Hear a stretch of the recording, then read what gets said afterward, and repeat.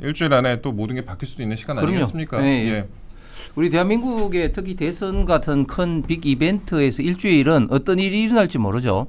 우리가 지난 대선 때도 보면은 예를 들어서 이재명 후보 측에서 3월 6일 날 김만배와 그리고 이제 신앙님이 그런 어떤 이슈도 터졌고 커피 게이트. 예. 그다음에 또 그 이전에도 보면은 계속해서 어떤 빅 어떤 이벤트들이 계속해서 좀 터졌습니다. 그렇기 때문에 지금은 분명히 여론조사 수치상으로는 이재명 후보가 여전히 앞서 있긴 하지만 지금 김문수 후보의 추격세가 굉장히 빠르고 그다음에 또 여러 가지 또 단일화든 이런 이슈가 있기 때문에 어떤 일이 날지도 모르는 어떤 그런 상황입니다. 예, 그렇습니다. 박민영 대변인도 오셨습니다. 안녕하십니까? 안녕하세요. 예, 젊은 대변인 오셨는데 어때요 지금 판세가? 우리 홍석준 의원님 말씀하신 것처럼 끝까지 알 수가 없죠. 이제 오늘까지 여론조사 공표가 마무리가 되지 않습니까? 네, 예. 이제 깜깜이 기간으로 접어드는데 지난 대선에서도 깜깜이 기간 동안 거의 매일 1% 포인트씩 격차가 줄어들다가 막판에는 사실 리얼미터와 같은 조사에서는 1% 미만 격차로 좁혀들거든요. 그렇죠. 실제 출구조사도 0.73%. 실제 득표 결과가 0.73% 차이가 났다라는 것에서 역시 막판에 양진영이 결집을 하게 되면 51대 49 싸움이 된다. 이제 전 그 대전제는 변하지 않는다라고 생각을 하고요. 지금 요새 이재명 후보가 거의 1인 1만 원도 아니고 한 1일 3만 원 정도 되는 것 같아요. 네. 이제 다르게 계산하면 일주일 동안 20번 넘는 또 망원이 나올 수가 있다라는 것이고 그런 것들이 실제 지표에 반영이 되고 있기 때문에 특히나 이제 오늘 방송 토론을 또 저희가 또 유의 깊게 지켜봐야겠죠. 네. 충분히 변수가 있을 것이다. 이렇게 말씀드리겠습니다. 알겠습니다. 어제 있었던 전국 법관 대표회기 요거 잠깐만 좀 말이 헷갈렸네. 전국 법관 대표 회의 얘기 이거 저희가 짧게 잠깐만 좀 다뤄보도록 하겠습니다. 이게 정치적 목적으로 열리는 회의다라는 비판을 받았는데 또 정치적인 이유로 결론이 또 연기가 됐습니다. 이거 좀 사실 황당하더라고요. 이런 회의가 있나 싶었는데 어제 이 회의 126명 중에 현장 참석 인원이 의장, 부의장 포함해서 18명에 불과했다고 합니다. 이번 일을 계기로 판사 대표 기구로서의 실효성을 상실했다 이런 지적도 받고 있는데 사실 대선 8일 전에 이 회의가 열린다는 것 그 자체로도 굉장히 많은 비판을 받았잖아요. 그렇습니다. 전국 법관 대표 회의가 사실은 이제 일정 요건을 충족하는 어떤 법관들이 각 지역별로 대표적 성격을 띠면서 정원이 이제 126명인데 18명밖에 참석을 안 했으니까 일단은 참석 율부터 해서 굉장히 저조하다고 볼 수가 있죠. 그렇죠. 그다음에 이제 시기적으로도 굉장히 좀 논란을 불러일으켰는데 처음에는 조희대 대법원장의 정치적 개입 이런 어떤 명분으로 우리법 연구 소속 어떤 판사들이 좀 주장을 했다고 합니다. 네, 그런데 정작 안건은 사법부 독립 이런 식으로 이제 결정이 되면서 지금 이재명 후보 그리고 민주당 측에서 사법부에 대한 여러 가지 압박에 대한 어떤 우려를 표명하지 않나 그런 어떤 예상을 했었는데 그런데 지금 대선을 앞두고 정치적 개입 우려가 있다고 해서 또 연기했단 말이죠. 네. 아니 그러면은 이 회의를 그럼 애초부터 왜 하려고 한 겁니까? 저는 최근에 사법부의 행태를 보면 대단히 실망을 금할 수가 없는데 사실 대한민국의 사법부의 독립이 왜 중요합니까? 결국은 이제 상권분립과 법치주의의 기본 전제 조건이 사법부의 독립 아니겠습니까? 그런데 사법부의 독립을 하기 위해서는 법률과 헌법에 정한 어떤 원칙도 중요하지만 그리고 행정부와 입법부, 특히 입법부가 어떻게 이런 것을 존중하는 것도 중요하지만 그보다 더 중요한 것은 사법부의 개별적인 구성원 한 사람 한 사람의 마음가짐이 더 중요한 겁니다. 우리가 이승만 대통령 때 대법원장 했던 김병로 대법원장 우리 사례를 알고 있습니다. 가인 김병로 선생. 김병로 선생이 어떻게 당시에 이승만 대통령 그리고 행정부 입법부로부터 사법부의 독립을 지켜내려고 노력했는지 우리가 잘 알고 있는데 최근의 사례를 보면 도저히 이해할 수 없는 게 예를 들면 파기환송심이 된 이재명 후보의 공직선거법에 대해서 서울고등법원이 항소심을 5월 15일에서 6월 18일로 6월 28일인가요? 그렇게 연기를 해버렸잖아요. 아니 이게 민주당과 이재명 후보의 압박이 있다 할지라도 어떻게 이미 결정된 이 재판 일정을 연기를 합니까? 그러니까 그것을 신호탄으로 해서 대북 송금이니 뭐 대장동이니 줄줄이 사탕으로 연기를 다 해버렸어요. 저는 이런 것이야말로 사법부가 입법부 특히 이재명 후보 좌파 진영에 대해서 굴복한 것일 수밖에 없고 이런 것들이 사법부 어떤 권위를 스스로 땅에 떨어뜨리는 것이고 독립을 저해하는 굉장히 나쁜 어떤 선례가 되고 있는데 이번 전국 법관 대표회의 역시 그런 어떤 나쁜 선례, 정치의 눈치를 보는 그런 선례를 남겼다고 봅니다. 예, 타이밍이 되게 안 좋았어요. 민주당이 최근에 그 사법부에 대한 각종 공세를 이어가고 그다음에 그 김어준 대법관 법안 이건으로 굉장히 좀 비판을 많이 받았잖아요. 그래서 어제 뭐 철회를 하기도 했었는데 이런 논란으로 파장이 커지고 역풍을 불면서 영향을 받은 거 아니냐 이런 지적도 있습니다. 그렇죠. 아무래도 사실 처음부터 이런 회의를 안 열었으면 모를까. 네. 열었다가 정치적인 선거에 영향을 미칠 수가 있기 때문에 미뤘다라는 것 자체가 앞뒤가 안 맞는 주장인 거죠. 애초에 선거에 영향을 미칠 것을 우려를 했다라고 하면 이렇게 선거 8일 전에 법관회의를 소집하는 것 자체가 문제인 거죠. 또한 이 어떤 고등법원 같은 경우에도 민주당의 압박이 있었다라고는 하지만 처음에는 선거 직전을 이제 그 선고 확정을 위한 날짜로 지정을 했다가 공판기일로 지정을 했다가 선거에 영향을 미칠 수 있다라고 하면서 또 연기를 하는 모습을 보였잖아요. 결론적으로 말이 바뀌었기 때문에 민주당의 압박이 있었기 때문에 아니냐라고 하는 합리적인 추정이 가능하다라고 보는 것이고요. 이런 식으로 사실 사법부가 정치권에 휘둘리는 모습을 보여주는 것 자체가 공정성에 대한 심각한 우려를 불러올 수밖에 없다. 또한 지금 민주당이 집권조차 하지 않은 상태인데도 이렇게까지 휘둘리는 상태면 만약에 정말 대통령이 돼서 대법관, 헌법재판관들을 비롯한 여러 가지 사법 시스템에 영향을 미칠 수 있는 상태가 된다면 과연 사법부가 정상적으로 작동을 할 수 있겠느냐 이런 우려를 하지 않을 수가 없고요. 당장 지금 그 허위사실 공표죄 그 공판기일을 6월 18일로 미뤘다라는 거 아닙니까? 그런데 진짜 이재명 후보가 당선돼서 재판 중단법 공포하면 그러면 6월 18일 날 공판은 하는 건가요? 이것부터 법원에서 제대로 정리가 안 됐을 것 같아요. 그래서 하겠죠, 뭐. 예. 근데 그렇다라고 하면 진짜 이게 우리나라가 정말 뭐 개발도상국도 아니고 경제 10위권 대국에서 이렇게까지 특정 한 사람에게 편의를 봐주는 그런 사법 시스템이 작동한다라고 하면 정말 참담한 결과가 아닐 수가 없습니다. 그래서 저희가 그런 일이 도래하기 전에 정치적으로 이재명 후보를 심판하는 것이 바람직할 것이다. 이 말씀드리겠습니다. 예. 좀 저희가 첫 소식 좀 무거운 내용을 좀 다뤘는데 이 법조계에서도 특히 법원에서도 이런 일이 일어나고 있습니다. 예, 저희가 짧게 어저께 있었던 법관 회의 관련된 내용들 말씀을 드렸습니다. 일단은 회의가 연기가 됐습니다. 대선으로 연기가 됐는데 왜 대선 전에 이걸 치르는지 그다음에 왜 대선으로 연기했는지 두 가지 모두 이해가 안 된다는 게 전반적인 법조계 입장 같습니다. 예, 저희 다시 정치 얘기 돌아가 볼게요. 내일부터 여론조사 블랙아웃 기간입니다. 그러니까 오늘까지 조사한 여론조사 결과만 공표를 할 수가 있고 내일부터 조사한 결과는 공표를 할 수가 없습니다. 그런데 저희가 여론조사 결과 하나 짚어보도록 하겠습니다. 한국지방신문협회 한신협이라고 하는데 에이스 리서치에 의뢰해서 지난 24일부터 25일까지 이틀간 3,028명을 대상으로 조사한 결과입니다. 샘플이 3,000명이 넘습니다. 아주 중요하게 보셔야 될 것 같은데 이재명 후보가 46.5%, 김문수 후보가 40.4%, 이준석 10.3%, 그러니까 이재명 후보와 김문수 후보 6.1%포인트 차이가 납니다. 이거 많이 줄긴 했어요. 예, 많이 줄었죠. 지금 최근에 나온 여론조사 동향을 보면 한 9%에서 가장 좁혀진 게 델리안의 여론조사 3.2%인 것 같습니다. 네.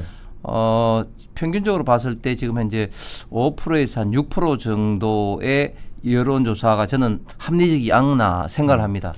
중요한 것은 결국은 이제 지금 김문수 후보의 추격세인데 거의 대부분 모든 여론조사가 일주일 전에 비해서 한 4%, 5%, 심하면 6% 격차가 지금 좁혀졌습니다. 맞아요. 굉장히 빨리 이 격차가 지금 좁혀지고 있죠. 사실 이제 여론조사가 잘하신 것처럼 현재 시점도 중요하지만 결국 이제 추세가 중요한데 이 추세가 물리학의 관성의 법칙처럼 한번 추세가 발동되면 특별한 큰 어떤 이슈가 아니면 그 추세가 지속이 되는 경향이 있죠. 물론 그 추세가 어느 정도 비율로 더 빨리 되느냐 아니면 조금 완화되느냐 뭐 이런 것은 있습니다만 지금까지 좀 빨리 됐다면 앞으로는 그 추세가 조금 완만해질 가능성은 굉장히 많다. 왜냐하면 이미 좌우가 지금 이제 본격적으로 이제 결집이 되기 때문에 한번 결정한 특히 가치관을 갖고 있는 국민들이 생각은 잘 바뀌지 않을 것 같으니까 그럼에도 불구하고 앞으로 상승 어떤 탄력은 뭐 여전히 이제 될 것이고 그 이외에도 뭐 좀 김문수 후보에게 좋은 이슈라면 단일화 이슈라든지 오늘 또 TV 토론이라든지 그리고 김문수 후보의 잘 몰랐던 그런 어떤 일들에 대해서 국민들이 뭐 하나하나 좀 알고 나면 좀 지지할 수밖에 없는 그런 좋은 이슈는 잠재되어 있는데 이재명 후보에 대해서는 부정적인 이슈 특히 뭐 지역에 돌아다닐 때마다 어떤 망언 내지는 거짓말 한 것이 지금 드러나고 있기 때문에 저는 그런 것들이 앞으로의 좀 긍정적인 포인트 아닐까 생각하는데 어제 같은 경우만 하더라도 네. 김문수 후보가 삼성 평택 그 캠퍼스 공장에 갔지 않습니까? 그런데 그때 20, 30대 젊은 청년들이 김문수 후보를 보면서 굉장히 많이 환호를 하는 걸 봤습니다. 거의 뭐 김문수 후보가 아이돌급 취급을 받으면서 환호와 사인과 악수 공세를 받은데 아이돌까지는 아닐 것 같은데. 저도 깜짝 놀랐어요. 뭐 문수 파이브 만들 수도 있겠죠. 뭐. 근데 정말 그 문수 뭐 경기지사 뭐랄까 뭐 그런 어떤 아이돌 그룹이 저는 결성된 게 전직 경기지사들 이인재, 임창열, 그다음에 손학규 지사 등이 같이 손을 잡고 평택에서 김문수 후보와 지지선을 하면서 유세를 하는 걸 봤는데 저는 그거야말로 경기도판 실질적인 빅텐트구나 그렇게 생각하는 게 자라신처럼 이인재 지사가 했다가 또 그다음에 임창열 지사가 IMF 직후에 극복을 하면서 이제 인기를 가지고 98년도부터 2002년도 경기지사를 했고 또 손학규 지사가 2002년도부터 2006년도 했지 않습니까? 네. 그런데 그분들이 보면은 전부 다 정당이 달라요. 정당이 다름에도 불구하고 본인들의 후임인 김문수 지사가 경기도정을 잘 이끌었다. 그렇기 때문에 대한민국도 잘 이끌 것이라는 그런 어떤 확신을 갖고 지선을 하고 유세 현장에 같이 하는 모습들은 굉장히 저는 최소한 경기도와 중도층에는 큰 영향을 줄 수 있는 이벤트가 어제만 하더라도 네. 몇 번 일어났다고 생각합니다. 그런데 대변인님 네. 지금 뭐 많이 쫓아오긴 한 것 같은데 김문수 후보가 6.1%포인트 차이만 이 조사를 바탕으로 봤을 때 쫓아오긴 했는데 쫓아오는 거로는 의미가 없잖아요. 이게 그러니까 이긴 수치가 그렇죠. 나와야 되는데 네. 아직 역전한 수치는 나오고 있지 않는 상황이다. 이 말씀 하나 드리고 두 번째로 이게 세부 수치를 보니까 부산, 울산, 경남, 부울경, PK 지역이 이번 선거의 또 핵심으로 보이는데 이재명 후보가 43.8%, 김문수 후보가 43.4%입니다. 거의 뭐 동률 수준인데 PK의 전통적인 보수 유권자들이 아직 결집을 덜한 것으로 봐야 되나? 일단 두 가지 정도 측면이 있을 것 같습니다. 저희가 선거에서 이기려면 상대 후보가 안 되는 이유에 대해서 적극적으로 설파를 해야 되고 그렇죠. 또 한 측에서는 우리 후보가 되어야 하는 이유를 설명을 또 해야겠죠. 그래서 지난주까지가 이재명 후보가 왜 안 되는지에 대해서 많은 이야기가 있었던 것 같고 그 결과 저희가 역전하는 결과까지는 나오지 않았지만 네. 이재명 후보가 40%대 박스권에 갇히는 이런 효과는 있었거든요. 이제 앞자리가 5가 나오는 조사는 발견할 수가 없습니다. 그렇죠. 예. 예, 그런 점에서 고무적인 측면이 있는데 이제 이번 주부터는 저희가 또 이제 막판에 스퍼트를 좀 올리기 위해서 김문수 후보가 왜 되어야 하는지 좀 적극적으로 어필을 할 생각이거든요. 제가 지금 찬조연설 그 연설문 담당을 하고 있는데 예, 저희가 지난주에도 설란영 여사 네. 찬조연설을 어레인지를 하고 있다. 그 반응 좋았죠. 예. 그랬죠. 토요일날 그래서 이게 실제로 발표가 됐고 김문수 후보가 서민적인 사람이 아니라 서민 그 자체다. 뭐 이제 이런 메시지들이 많이 인용이 되었더라고요. 아마 이번 주에도 저도 사실 이 과정을 준비하면서 김문수 후보가 정말 괜찮은 사람이구나. 내가 생각한 것보다 훨씬 진정성 있게 정치를 해온 사람이구나.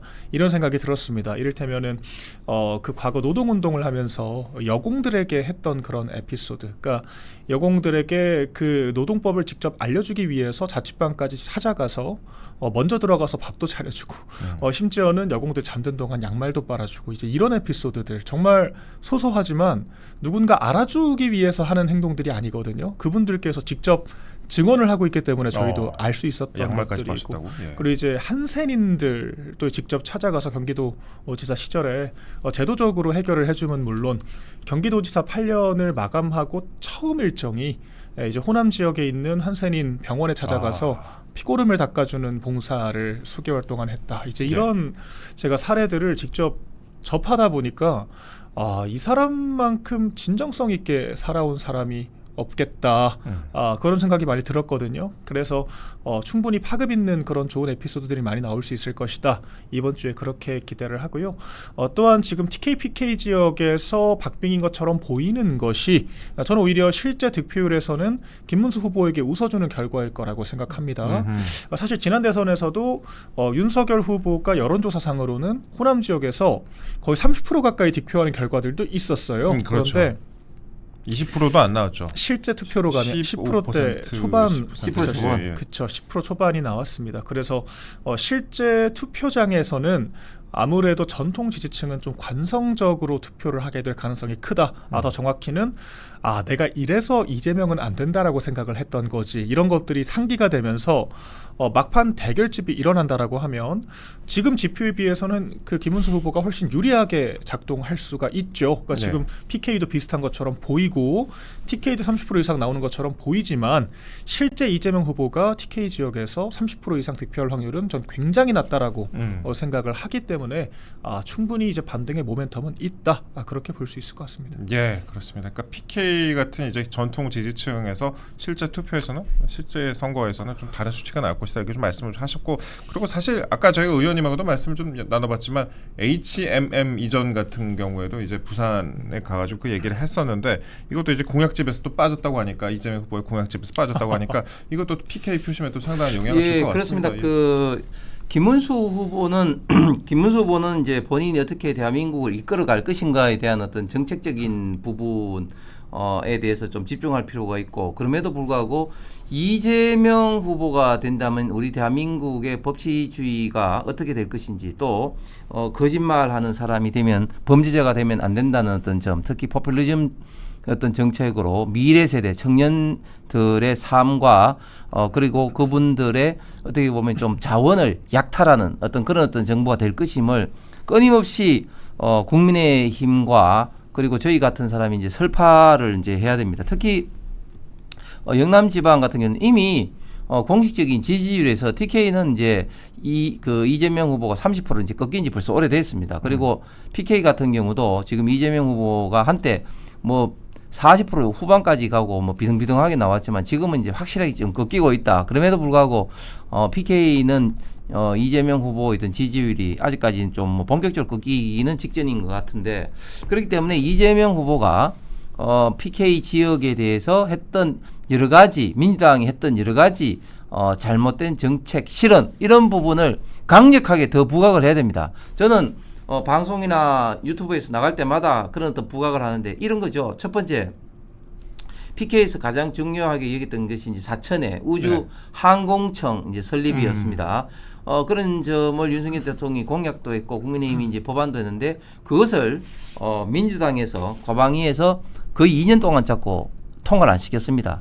저도 현장에 직접 있었기 때문에 잘 아는데 이런 어떤 부분도 이제 강조해야 되는 것이고, 방금 말씀하신 HMM 같은 그런 어떤 거짓말, 또 부산대 병원에서 서울대 병원으로 전환할 때 지금 또 그것도 명백히 지난 그 2차 토론에서 저는 거짓말했다고 봅니다. 왜냐하면 그때 서울대 병원으로 전환을 한 것이 가족과 부산대 의료진의 어떤 동의로 했다고 하는데, 그렇죠, 예. 그때 당시 그 부산대 외과 센터장의 그 인터뷰를 보면 가족과 당에서 하도 요구를 해서 부산대 병원에서는 반대를 했음에도 불구하고 어쩔 수 없이 전환을 시켰다.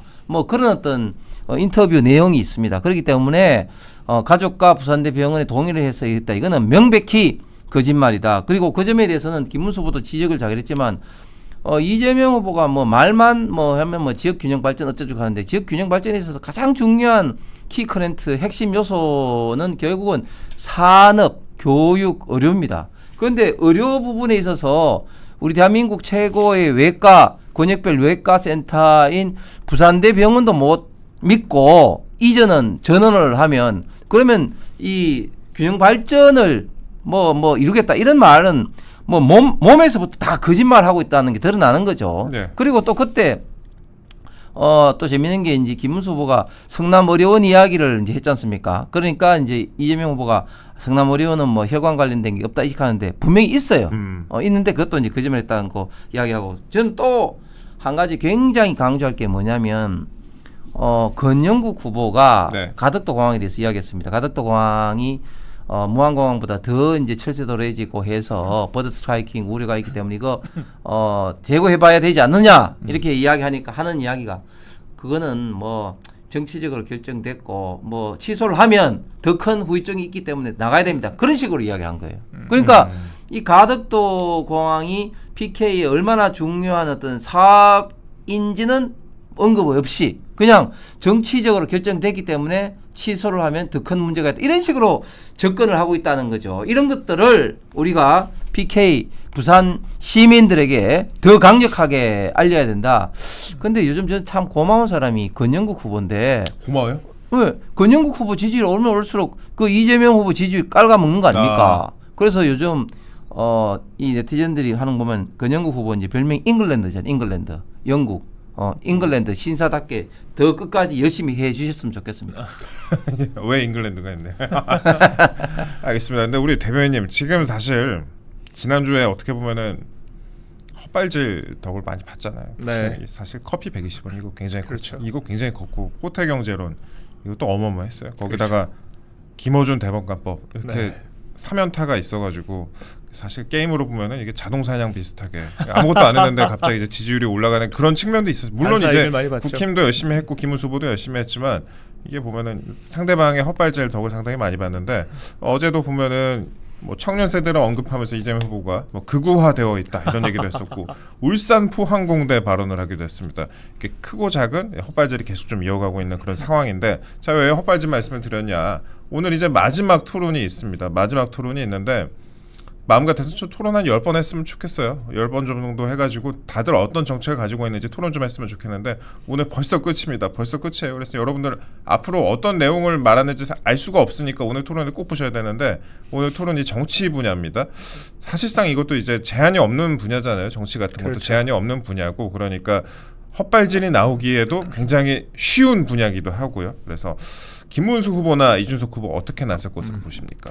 그러니까 사실 토론이 적어서 아쉬운 점도 있지만 네. 좀 토론이 적기 때문에 한 번 한 번의 발언에 되게 그 시선이 집중되는 효과도 있는 것 같아요. 그래서 토론이 끝나자마자 이 확대 재생산이 되는 과정에서 발언들이 정말 다양한 방식으로 회자가 된다 이런 측면들이 있기 때문에 오늘 토론도 정말 선거 판도에 지대한 영향을 미칠 것이다. 저는 그렇게 보고요. 예. 아까 이재명 후보가 이제 청년들을 향해서 극우화됐다라고 네. 이야기를 하는데 그거 박구용 그 민주연구원장이 했던 말이잖아요. 청년들을 말라 비틀어지게 해서 고립시켜야 한다. 그러니까요. 그렇게 사실상 경질이 됐는데 사실상 같은 인식을 가지고 있다라고 자백을 한 셈이죠. 그래서 젊은 세대가 이재명 후보를 조금은 비토하는 이유가 극우화돼서 그렇다. 이런 인식을 한다라는 것 자체가 자기 객관화가 전혀 안 되고 있다라는 근거인 것이고 젊은 세대들 같은 경우는 굉장히 교육 수준도 높고 합리적인 성향이 강하죠. 네. 기성세대가 그렇지 않다라는 것이 아니라 훨씬 더 그런 측면에 민감하게 반응하는 캐스팅 보터 역할을 한다라는 건데 아까 말씀하신 이재명 후보의 잇따른 그런 똥볼, 말실수들 이런 것들에 대해서 청년 세대가 분노하지 않을 수가 없는 거죠. 그런데 이런 것들을 자기 문제라고 인식을 안 하고 있기 때문에 오늘 토론에서도 많은 약점들을 노출할 것이다. 이렇게 보이고요.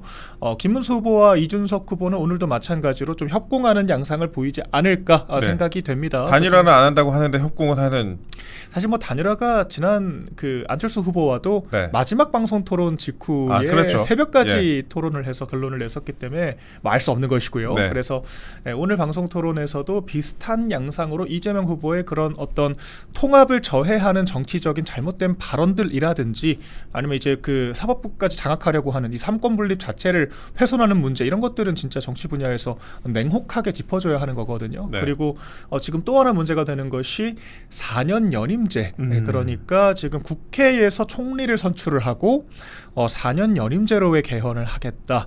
이런 것들이 사실상 이 푸틴이 하는 그런 장기 독재 플랜이 아니냐 이런 지적들이 있을 텐데 좀 집중적으로 해부하는 시간을 가질 것 같습니다. 이준석 후보가 이재명 후보가 어떤 자폭을 준비하고 있을지 기대된다 이렇게 밝혔습니다. 그러니까 지난 두 번의 토론 여러분들 보셨다시피 그러니까 이준석 후보도 그렇고 김문수 후보도 그렇고 저격을 좀 많이 했어요. 이재명 후보에 대해서. 그랬더니 이재명 후보가 약간 다른 사람들의 태도를 문제 삼는 그런 모습을 보이기도 했습니다. 극단적이다 이렇게 얘기를 했었는데 사실 저는 그런 생각이 들더라고요. 유튜브에 예전에 2002년이었나요? 그때 이제 이회창 당시 후보하고 노무현 후보의 토론 영상이 돌아다니는데 뭐 정당을 막론하고 훨씬 20년 전의 토론이 더 깊이 있고 품격이 있었던 건 아니었나 하는 좀 안타까운 생각이 좀 들었습니다. 근데 단일화 얘기 저희가 짧게 좀 나눠보겠습니다. 단일화 얘기 안 할 수가 없는 게 이준석 후보는 단일화 0%다 가능성 0%다라고 했는데 또 민주당에서는 28일에 그러니까 내일쯤에 단일화가 될 것이다라고 얘기하는 사람들이 굉장히 많아요. 의원님 보시기엔 어떻게 될 것 같습니까? 예, 최근에 민주당에서 단일화 될 거다. 네. 그리고 또 뭐 이재명 후보도 공식적으로 뭐 내란 세력이 이제 야합할 거다 이런 식으로 이야기를 하고 있는데 그렇게 이야기하는 것이 어떻게 보면은 이준석 후보가 단일화를 못하도록 하는 어떤 견제구를 뭐 날리는 건지 뭐 네. 그런 김백인지 예, 김백인지 전략인지는 정확하게 모르겠습니다만은 어쨌든 이준석 후보도 정말 생각을 잘해야 될 겁니다. 지금 뭐 하루에도 몇 번씩 생각이 아마 왔다 갔다 할 겁니다. 왔다 갔다 할 건데 결국 이제 본인이 앞으로 정치적 미래가 창창한 어떤 젊은 유력 정치인으로서 우파 보수 진영에서 과연 정치를 할 수밖에 없는 상황에서 끝까지 완주를 통해서 얻는 이득이 더 클 것인지 아니면 지금 이재명을 막아야 된다는 이런 어떤 시대적 네. 과제에서 본인이 단일화를 함으로써 헌신하고 그리고 희생했다는 그런 어떤 무형의 어떤 이미지가 더 본인에게 더 도움될 것인지 생각을 좀 깊이 좀 해봐야 된다. 그리고 김문수 후보가 되든 안 되든 특히 김문수 후보가 안 됐을 때 그 책임론 소위 말하는 독박을 온팡 다 뒤집어 써야 되는 예. 그런 어떤 상황은 지금 이준석 후보가 피해야 되지 않나 뭐 그런 것들을 뭐 저도 그렇지만 주변에 이준석 후보 주변에 많은 사람들이 좀 조언을 하고 있다고 생각을 합니다. 이준석 후보가 지금 우파 보수 진영에 뭐 싸가지 없다 그런 어떤 뭐 평가를 받지만 만약에 단일을 하면 그런 어떤 평가가 일거에 예. 다 사라지게 될 겁니다. 그렇기 때문에 저는 이준석 후보의 합리적인 어떤 결정을 좀 기대를 하면서 특히 조금 전에 이제 그 젊은 층에 대한 어떤 갈라치기도 이야기했지만 또 어제 또 이런 일도 있었잖아요. 충북도당의 민주당 관계자들이 75세 이상 노인들에게는 뭐 투표권을 박탈해야 된다. 뭐 또 이런 이야기도 있었습니다. 그런데 이 노인 폄하 발언은 민주당의 DNA인지 끊임없이 나오죠. 2023년도에 민주당 전 혁신위원장 김은경 위원장 같은 경우는 남은 세대 비례 뭐 투표권 부여 뭐 이런 식으로 이야기를 해서 네. 노인들을 정말 그 분노를 하게끔 했고 또 뭐 전에 또 거슬러 올라가면 정동영 의원조차도 뭐 노인들은 뭐 한간 굳이 넣으면, 예. 투표하지 가지 않아도 된다 뭐 이렇게 이야기하는데 민당 좌파 진영 행태를 보면 본인들을 지지하지 않는 계층 진영에게는 그런 식으로 좀 갈라치기를 하면서 비판하고 폄하하는 망언을 좀 일삼는데 그런 것이야말로 저는 국민을 통합하기보다는 끝까지 국민을 이간질하고 진영 갈라치기를 하는 것이 아닌가. 또 지역별로 보면은 2020년 당시에 코로나 났을 때 민주당에서는 이재명 후보도 본인이 경기지사였는데 그때 다른 지역은 다 대구에서 발생한 코로나 환자들의 전원을 다 허용을 해줬는데 이재명 후보만 당시 경기지사실에 경기도에서 받아주지 않고 또 홍익표 당시 원내대표 같은 사람은 대구 코로나 뭐 등등으로 해서 대구 어떤 그 시도민들 대구 경북 시도민들의 어떤 분노를 샀는데 그것도 역시 저는 본인들을 지지하지 않는 어떤 지역에 대한 어떻게 보면 망언이라고 생각을 합니다. 그렇기 때문에 그런 어떤 국민들을 갈라치게 하는 그런 어떤 DNA가 좌파 특히 이재명 후보에게는 있지 않나 그 생각을 하면서 이번에 그런 DNA가 좀 말끔히 고쳐지도록 국민들이 투표를 해야 될 것 같습니다. DNA까지 가버렸는데 그 대변인 요 얘기까지만 여쭤볼게요. 그 이준석 후보하고 친하셨잖아요. 과거에 친하셨잖아요. 그렇죠. 네. 이준석 후보가 이렇게 얘기를 했습니다. 이준석 뽑아서 김재원 같은 구태 정치인 청소하자. 오늘 이제 페이스북에 그렇게 글을 올린 것 같아요. 보니까 이제 어제 김재원 그 후보 비서실장이 김문수 찍으면은 이준석 찍으면은 이재명이 당선된다 이렇게 얘기를 했어요. 이준석 찍으면 이재명이 당선된다 이렇게 얘기를 해서 이제 본인이 굉장히 좀 열이 받은 것 같기도 한데 이건 어떻게 풀어가야 됩니까?